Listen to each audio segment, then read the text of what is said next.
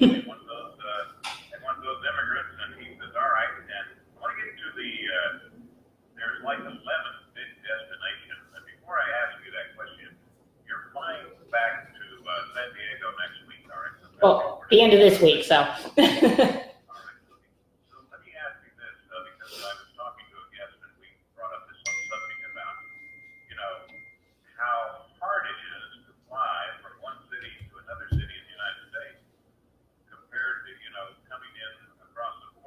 Okay. And you go through a lot of different checks and balances and stuff yeah. Before you can even fly from Washington, D.C. to San Diego. Oh, yeah, and I always get the special treatment because a while ago somebody played a really funny joke on me, and one of my friends in the military, and they gave me a backpack, and I grabbed it and put it on an airplane, and it tested positive for some sort of like explosive thingy, and it was just a joke, ha ha ha, but anyways, every time I go through, they're like wiping my fingers, they're giving me the full questions. And so, yeah, I know exactly how difficult it is to travel, even from East Coast to West Coast here.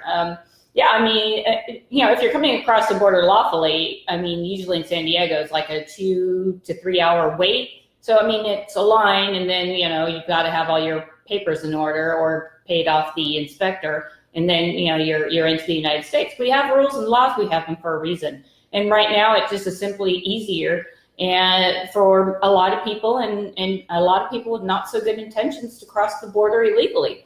So, and, cartels are taking note. Transnational terrorist organizations are taking note. They send and see a whole bunch of people headed off in that direction. Then they're going to okay, while Border Patrol's down there chasing down the mothers with their kids and all that, we're going to be busy crossing over here with who knows what they've got, in their backpacks as they're crossing the border. And we're seeing those hidden cameras that a lot of these ranchers along the border actually place out on their properties. And we're seeing an increase in foot traffic. So there's definitely a lot going on out there.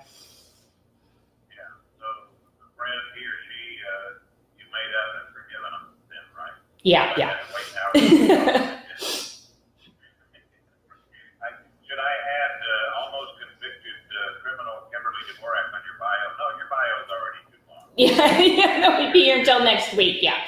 Yeah. An interesting thing is that you talk about the CBP director, Kevin McAleenina.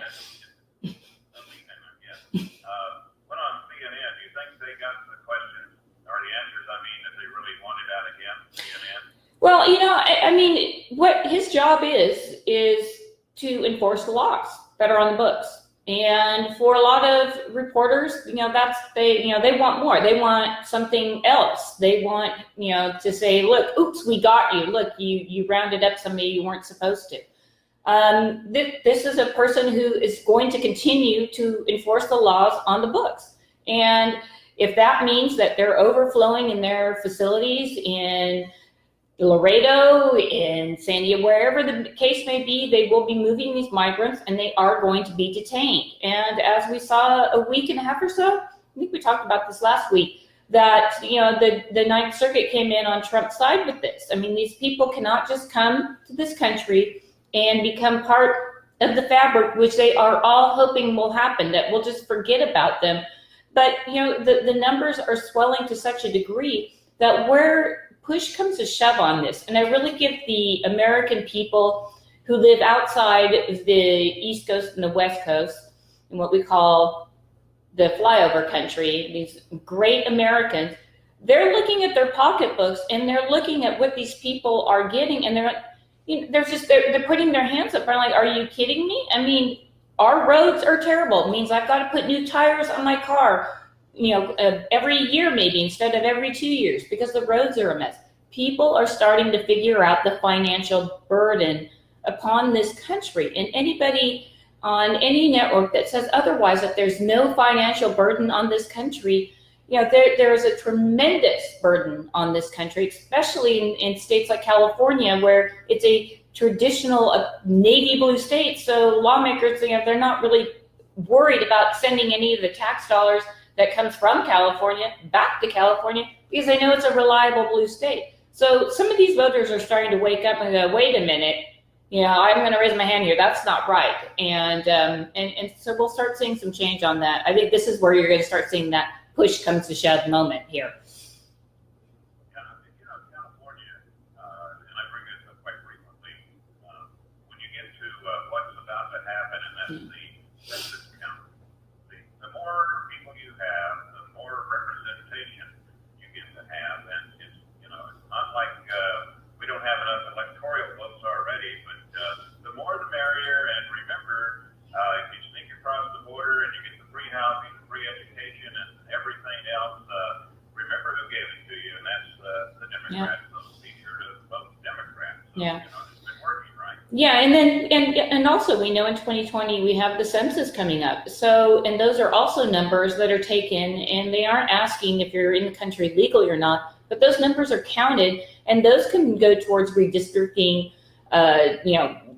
parcels in a number of states, specifically the sanctuary city states. It will change the dynamics in that. It will say, that possibly we need more. They're looking at adding more congressional seats. Well, if this is going to happen with all of these migrants coming, you're right. Who's going to get those votes? And so that's something that, our country, it's changing dramatically, and it has for years, which is great. And we love all of our immigrants who come here lawfully, but they do so through the elected. They come in, they fill out their paperwork, they hire an attorney, they get all their medical tests.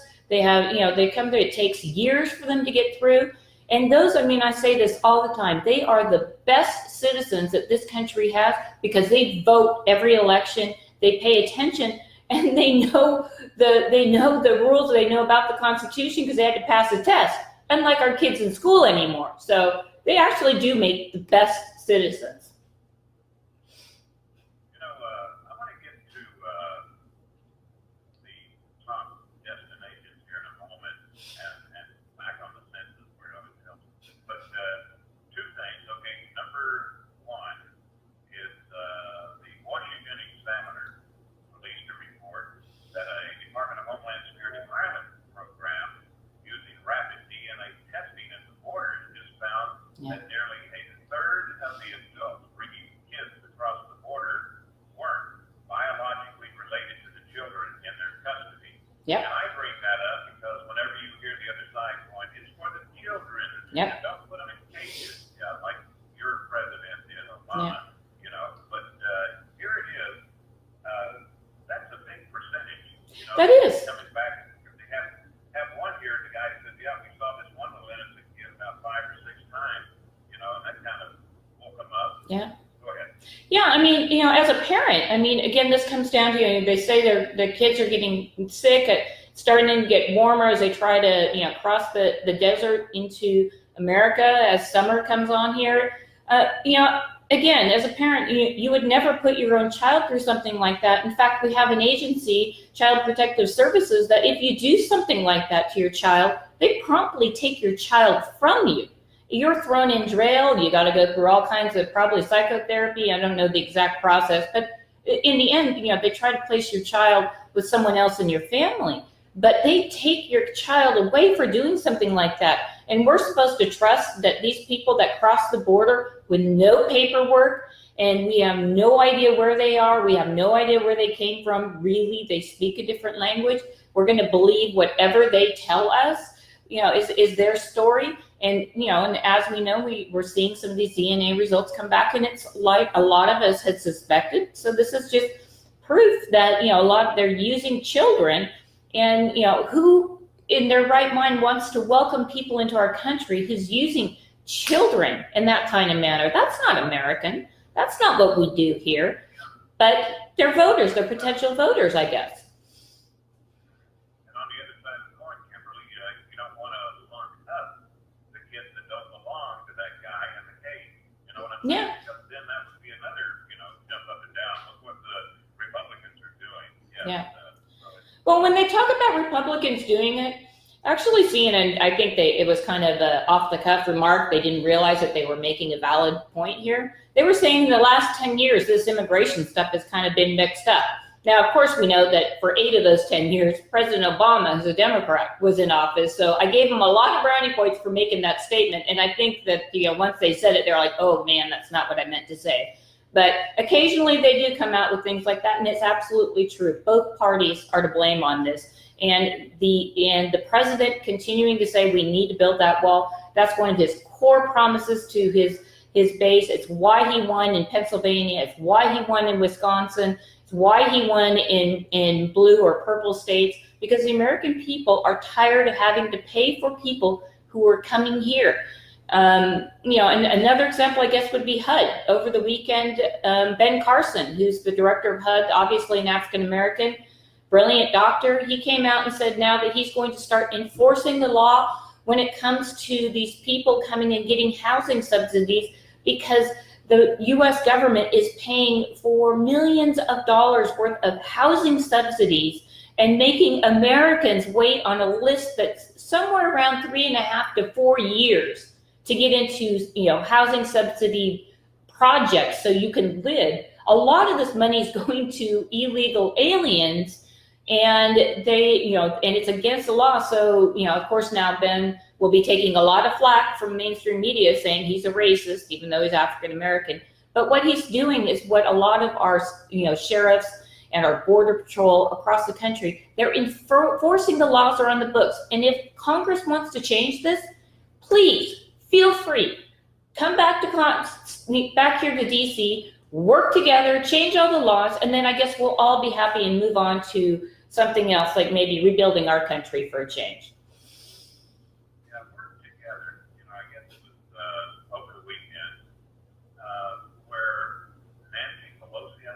Yeah. We never said there was no crisis at the border. Yeah. And then all you had to do was go and take, 125 times where you have 125 different Democrats saying there's no crisis, there's no crisis, there are no crisis. Yeah. You mentioned in your latest report about, this is May, and just in April, 110,000 roughly, yeah. Apprehended about 110,000 at the border. And that, Chuck, as I want everybody to bear on that number as well, that's how many they caught. You and I both know that there are a number that successfully make it across that they don't catch. So that's just what they caught. Yeah. My hometown had maybe 3,000 plus people. 110,000, that's a whole bunch of hometowns for Louisville. Yeah. Yeah. But let's talk about the big cities. There's, 1, 2, 3 that you really mentioned here. Yeah. The largest, right? New York, LA, Houston, and San Francisco as well. Yeah, a lot of, that's, usually in the news anyway. So, they also welcome, and apparently also have judges that help you get out the back door if you're going to get arrested as well. These large cities, in the end, when it comes down to dollars and cents, and it's the reason why you're seeing a lot of, conservative, let's say, Candace, I can't think of her last name now, but she's the African-American gal, has a huge following on Twitter and Facebook. She went to UCLA, she gave a speech, she became pretty popular, and she's on the warpath saying that, look, we need to look after our citizens and not the illegal immigrants crossing the border. And you have platforms like Twitter suspending her service for making comments like that. And you have a lot of African American people out there that are trying to make their way through life and get to that next level. And they're starting to see that they're losing some of the jobs. They're not first in line now to get some of these jobs. And I think as you start seeing politicians come to grips with this, and if they actually go into their districts and find out what a lot of the concerns are, it comes down to economics. It always does come down to economics. And we talk about single moms and single dads. It's really rough out there. Just to get by, you just want the best for your kid. And when you start seeing the dollars and cents that we're giving to these people, again, who are crossing in large numbers, mostly because they know that they're going to get here and they're not going to be deported. That's appealing for people like that. But eventually now you start seeing voters start going, wait a minute, this is not what we signed up for. It's hurting us. It's hurting our schools. It's hurting our health care. And, there's just no other way around it. And President Trump made, of course, it was a controversial statement, but I'm hoping that it's true that telling the migrants that came here illegally, don't get comfortable, because we will, after we're done hiring all of these people that we need to hire, we will be rounding you up and you will be going home. That was a controversial tweet, but he said he was going to enforce the law and these people would not be staying in this country as they think. Who knows what will happen, but yeah. Yeah. Yeah.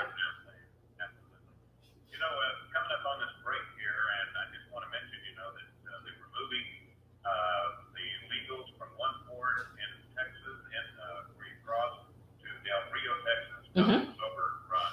Now, like you mentioned, 3 flights a week going to San Diego, and that's coming from the Rio Grande Valley. Yep. Last time I checked, that was in Texas. Yep. So everybody, especially California, you're playing your part. We're going to take a break. We're going to come back, and we're going to talk about New Mexico. Apparently, these guys, the high-up guys, like the governor and things like that, they want to get some money back. Funny.